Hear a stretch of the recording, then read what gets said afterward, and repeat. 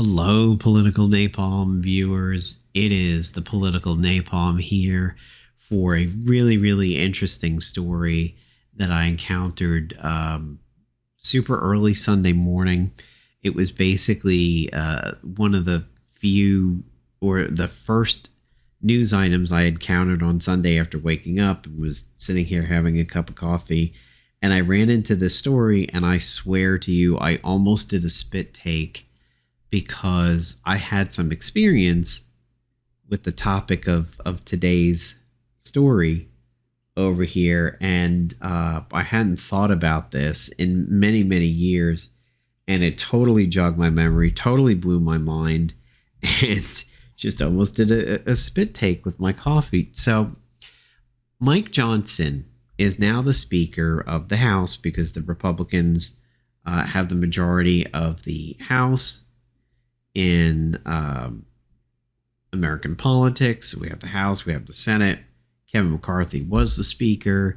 He was ousted a couple months ago as basically a vote of no confidence went through and it knocked him out. And then, of course, we had another Benny Hill themed speaker thing going on where, in the beginning of the year, they had issues electing one to begin with. And I think it took about 15 rounds of voting. And now we had another vote to get a speaker in there after ousting Kevin McCarthy. And that went back and forth for a while. And Jim Jordan, the guy who did, of course, the infamous sexual abuse cover up for Ohio State. And none of the candidates were really getting through. And then eventually Mike Johnson, who was not somebody I knew about or somebody I'd really encountered in the news at all, comes out of left field and wins the nomination and becomes Speaker of the House, which, as we said, was Kevin McCarthy, and before that was Pelosi. So the moment Mike Johnson won the Speaker nomination and became Speaker, this guy's life was split open like a butterfly chicken breast. And it was instant. I mean, the digging up of skeletons for this man came very quickly. And one of the first things that came up was this adopted African American son and how he doesn't really show up in pictures. And I think he adopted this kid at 14 and he was 25, and that was really weird. And people drew the comparisons to Matt Gaetz down in Florida with Nestor, and Nestor doesn't look like he's young enough to be Gaetz's a son, and where did this guy come from? And it's the same thing with Mike Johnson. So that was a little weird, and that had a simmer for a few days, and I think he eventually came out and said, why is he not in these family photos? And I don't know what he said about that. But of course, that was a bit of a weird and slightly creepy situation. And then his financials were laid bare, and this guy does not seem to be running a credit card or a checking account or a savings account, yet he's pulling a government salary, and he was also a constitutional lawyer getting paid like $200 an hour. Where is the money going that is aimed at Mike Johnson that he is owed for his jobs? If he doesn't have a bank, what is he doing? Is somebody handing him a check, and then he's going to a check cashing place right next to a vape store with neon lights and sells CBDs, and he's going into the check cashing place and he's like, yeah, give it to me in 20s and 50s, please.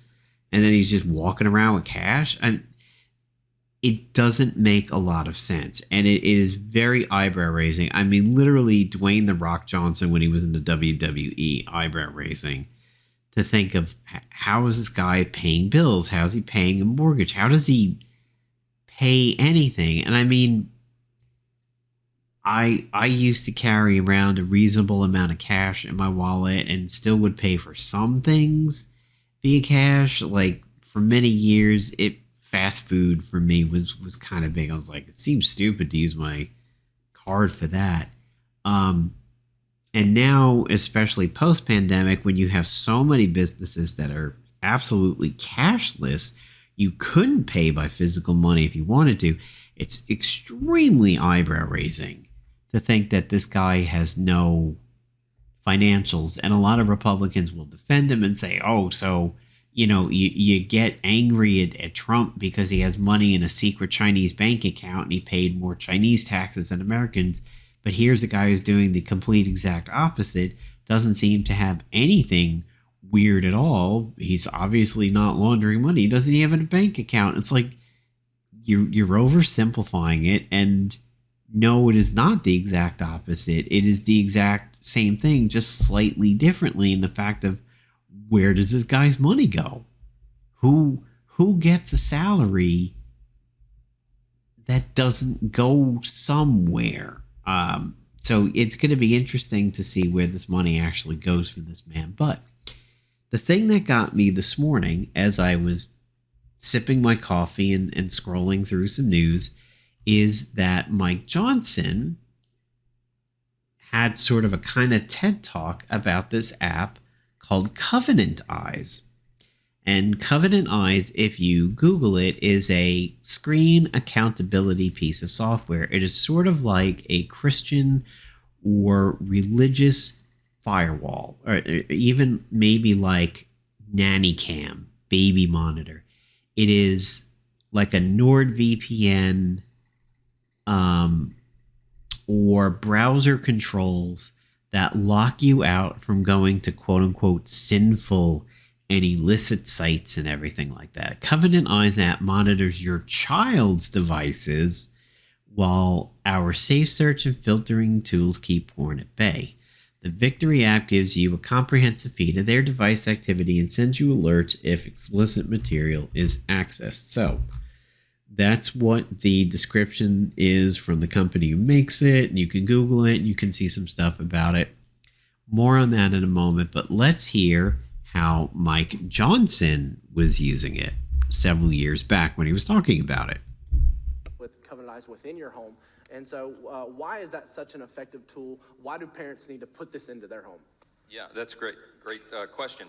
We probably could have called this more appropriately a war on the darkness of technology, because there are some good things with technology, of course. I mean, the Bible apps we all love. We broadcast our services, on our social media, and there's some very positive things, but there's also, as Clint's pointed out aptly, some really dark things. So Covenant Eyes is the software that we've been using a long time in our household. I first learned about it at, I think, a Promise Keepers event in the early 2000s. I think it was developed in about the year 2000. But it's the largest accountability software that there is, and there's some paperwork out there on the table that I think everybody may have picked up on the way in. If not, go get it. It's a subscription-based. I mean, we don't make any money on this. I'm telling you, we use it. Okay, I'm endorsing it because I'm a user. It's about $15 a month, $16 a month, something like that. And you get up to 10 devices. And what it is, it's accountability software. So men in a church, men's Bible study groups will do it. That's how it's presented at Promise Keepers. But they also mention, hey, when your kids become teenagers, especially if you have boys, dads, they're talking to the guys at this event, you might want to think about doing this with your sons. And so we've been doing that. And so what it does real simply is it has an algorithm and software. It's way above my head how it works, but it scans. You obviously opt into it, but it scans all the activity on your phone or your devices, your laptop, tablet, what have you. We do all of it. And then it sends a report to your accountability partner. So my accountability partner right now is Jack, my son, right? And so he's 17. So he and I get a report of all the things that are on our phones or all of our devices once a week. If anything objectionable comes up, your accountability partner gets an immediate notice. I'm proud to tell you my son he's got a clean slate, all right? Yeah. But we get a report and it says, hey, no activity of concern, and it's really, really sensitive. It'll pick up almost anything. It looks for keywords, search terms, and also images, and it will send your accountability partner a blurred picture of the image. And so on occasion I get one. I was just looking at the one from this week I got on Jack, and it said, This is the only one that may be questionable, and it's this blurred image of two women talking in a live screen thing, and I zoom in and I have to unblur it, and it's two middle-aged teachers. So several things to unpack over there. First, he says that it's hey, you can use this, and then when your boys come of age, You can have them use it. Little bit That's a little bit of an admittance of some misogyny going on over there, that only young boys, young men, could be tempted to peruse the web and look at illicit things. It completely leaves off the women. The fact that he specifies the sex of who it's aimed at, or discussed that it's aimed at, that's one thing that strikes me about this. He's like, you can share it with your boys when they come of age. And Jack, and he's 17. It's funny that it singles out the men, because these are the people who get the most upset when toxic masculinity and stereotypical male antics come under fire. The boys will be boys kind of thing. These are the ones who are the most upset when that seems to get attacked, yet here he is admitting that the only people who may have issues with illicit websites and nude pictures and everything like that are going to be the men. And so I think that's particularly telling. It's telling on themselves, really. It's exposing this belief that only men can do these things, or only men are tempted in the ways of harlots and Jezebels and whores and everything like that. But no, not the women. Women are pious and chaste and godly. And as he said, my wife can't be here today because she's been on her knees praying since I got to speak. Okay. Yeah. So that's an interesting soundbite there.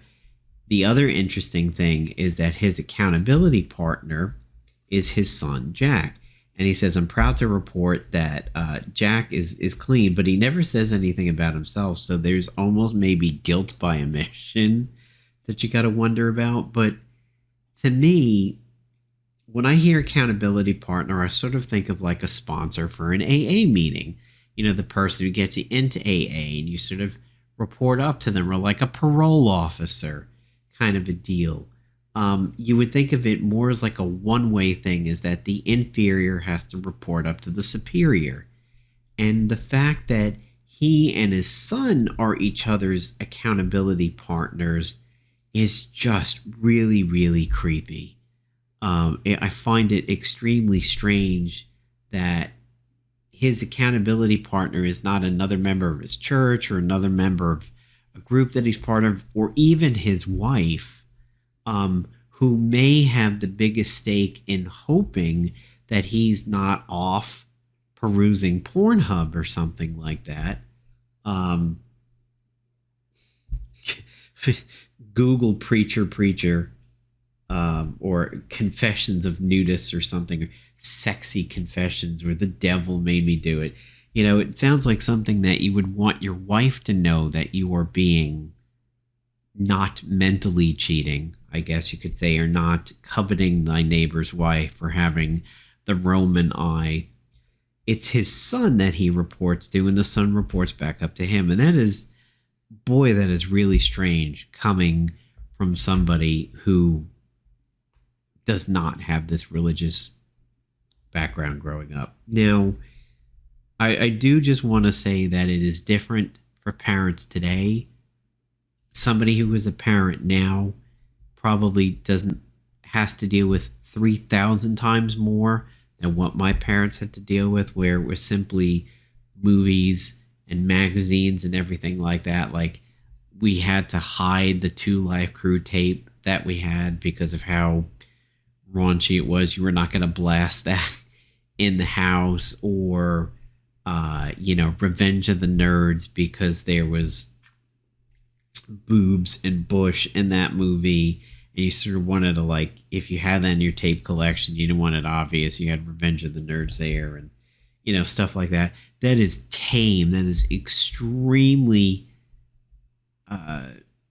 passive compared to what is out there now, and what somebody can wander into completely by accident by scrolling through Twitter. So I know it's much, much harder for parents nowadays, but this app and what it does, and the fact that he installed it on all their devices is really, really scary and telling at the same time. When his wife worked for like this gay conversion therapy, and he's for gay conversion and supported the criminalization of gay sex, and this exposure of his religious fascism that's been going on, and he wanted to overturn marriage equality.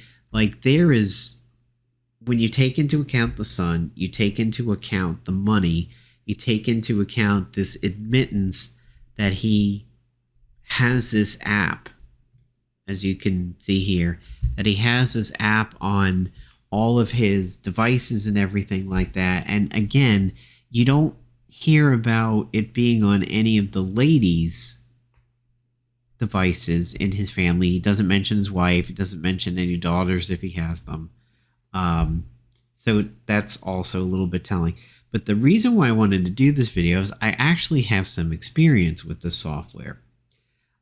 Pre-pandemic, I was working for a company doing IT. IT is my job.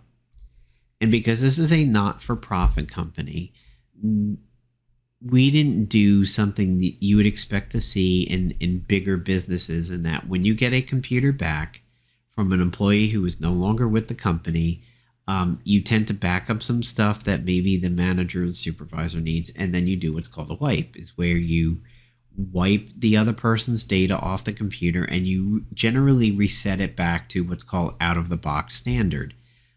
Similar to, you just came home from a Best Buy with a brand new computer, Windows is clean, the user account is gone, the software is gone, and maybe the default set of software that your company uses, like your antivirus, the browser, Office, your mail client, all that kind of stuff is installed. Well, at that job, because we didn't have an image like that, we didn't have a rubber stamp to get something back to square zero automatically, I had to do it manually. So I would go in, remove any software that was installed that shouldn't have been there or was non-standard, remove the profile, get the space back, make sure the hard drive was in good shape, clean out the fans and everything. So I get this laptop back from a former employee. I don't remember if they, left or were fired or anything like that. And I had seen some things occasionally, like people would put an alternate browser on there. We were a Chrome shop, and I might see a Firefox. I saw a Steam on a laptop once. I mean, nothing was particularly crazy. But this one time, I'm cleaning up the laptop, and I see a piece of software called Covenant Eyes. And I think I noticed it down in the system tray as a running app first, and then I saw it under Add Remove Programs. I'm like, what the hell is Covenant Eyes? This is really interesting. And I don't know that I searched for it first, but when I went to remove it, it was like, nope, you can't uninstall me. I need a password. And I went, the fuck you say? Excuse me? You need to get the hell off of this laptop. You don't belong here. I need to uninstall you. And then I most certainly Googled it at that point. So I wandered over to the company's website, and I picked up the phone and I called them. I said, hi, I need to get Covenant Eyes off of this equipment, and it's asking for a password. She's like, well, we can't do that. I said, excuse me, what? Well, we can't just give you the password and uninstall it. It's there for a reason. I'm like, ma'am, listen, I work for IT for this company. I am the IT person at this company. This laptop has come back to us from a former employee. I need to remove your software from this laptop. It does not belong on here. It is not a piece of standard software.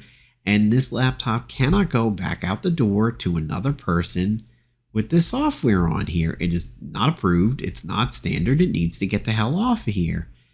And she's like, well, we don't typically deal with something like this or hear this. I'm like, okay, ma'am, I can give you my email address. You can write me to it and I will write you back and I can confirm it. You'll see that this is a work address. It's going to come from my work domain, not like Gmail or Hotmail or something. I'm not a pimply faced teenager who just wants to look at porn on the web or something. I need to get the software off this computer now. And she's like, oh, okay. All right. I'll have to get back in touch with you or something. I need to check on it. I was like, okay. So about 15, 30 minutes later, she gets back in touch with me. She calls me and says, okay, here's the password. You can go ahead and remove it. And before I start to say something like, yeah, okay, great. Thank you. Thought so. She's like, that person who owned it doesn't even pay the subscription anymore. They're not a customer anymore. And I just sort of rolled my eyes, got the password and said, okay, it's uninstalled. Thank you. I now look back and begin to wonder what kind of an uphill battle would I have gone through had the person still been a paying customer and just used it on other devices in their home. At the time, I walked away from that event thinking this was a piece of software that somebody put on their work computer so that maybe a teenager in the house did not go to illicit or suspect or sus websites out there, and it was done to maybe protect the work equipment from somebody misusing it in the house. Now I begin to wonder if perhaps the person put it on their work laptop to save themselves from themselves. It almost makes me wonder, was somebody trying to resist temptation and using external means? Is this like an alcoholic that will never walk into a bar because they don't want to be tempted by the sight or the smell of alcohol because they may relapse or something like this? Is this like somebody who is addicted to betting and gambling and just like can never go to Vegas because they flip out, they twig out or something? I almost now begin to wonder if it wasn't about protecting work equipment from family and that maybe they were trying to protect themselves from themselves. And that lends a whole different light on it. But the reason why I almost did a spit take on it is because this story is just sort of one of my IT stories. It's one of these things that you tell other IT people when you're having conversations about crazy things you've encountered, like Geek Squad techs for Best Buy might talk about like the the most unkempt computer that they've dealt with that might have like a roach in it or a fan with 9 years of dust that had never been blown out, or I've gotten laptops back at a job that the laptop has picked up through its fan sort of the smell of pot, and you're like, oh, bet you this guy was a pot smoker or something, or you get a computer back that smells just so heavily of cigarettes or cigars or pipes or something like that. They become part of your IT stories. And this incident with this religious firewall, so to speak, is one of those things that I just tell people when I get into these IT stories. And to see I had forgotten about the name because it's been about 5 or 6 years since I dealt with it. I had forgotten the name of the software. And to see that name appear on my screen this morning as I'm just like doing this and like scrolling around Twitter and run into this piece of news just completely blew my mind. And I just sat there and was like, holy shit, I know that software. So that was the name of it. It was called Covenant Eyes. I'd forgotten about it, but yeah, I remember this app. It was so creepy weird. And yeah, and now to see that they've expanded to cell phones and tablets, and I didn't know at the time about this partner and this other app that handles the reports. Just absolutely crazy, and really does make me wonder if that person was trying to save themselves from themselves. But so that is my interesting story of the day. Mike Johnson and his Covenant Eyes and the creepy relationship of making sure His son and himself are porn proof and getting little jailhouse check-ins, parolee check-ins every week and everything. Really creepy, really strange, and the plot just thickens with this guy, and it keeps getting worse and worse week after week with Speaker Mike Johnson. All right, guys, that'll do it for me. I hope to see you guys in the next video here on the Political Napalm. Have a good one.